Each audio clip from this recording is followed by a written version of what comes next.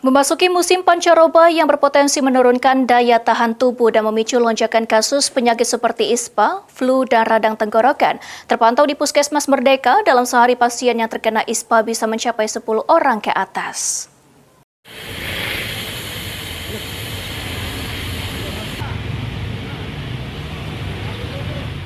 Musim pancaroba membuat cuaca kini semakin tidak menentu. Siang terasa panas terik, namun sore tiba-tiba diguyur hujan deras hingga angin kencang.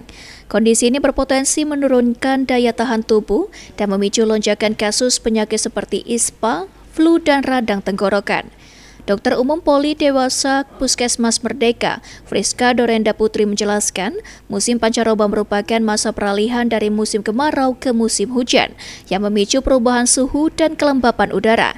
Kondisi ini membuat tubuh lebih rentan terhadap infeksi karena virus dan bakteri lebih mudah berkembang di udara yang lembab. Akibatnya, kasus ispa dan DBD serta penyakit tropis lainnya cenderung meningkat.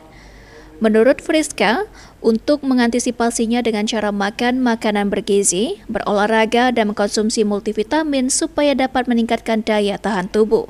Sedangkan untuk nominal warga yang terkena penyakit di musim pancaroba ini, khususnya di puskesmas yang berada di Jalan Merdeka, Friska mengatakan untuk satu hari nominalnya bisa mencapai 10 orang ke atas. Musim pancaroba ini tentu saja sedikit banyak itu ada efek lah ke kesehatan kita ya, terutama paling banyak kasus di sini itu ada infeksi saluran napas akut gitu ya, kemudian asma juga banyak, kemudian diare, dan masih banyak lagi kulit juga ada ya. Kalau misalnya pasien di sini sih rata-rata banyak memang ya dengan kasus-kasus pancaroba gitu. Tapi untuk nominalnya saya kurang pasti jelas ya. Mungkin satu hari itu 10 ke atas juga ada ya. Paling banyak sih memang infeksi saluran napas akut gitu ya, batuk pilek ya. Dari mulai anak-anak, dewasa, itu rata-rata pasti ada yang kasus-kasus yang infeksi saluran napas atas. Suryadi, PAL TV.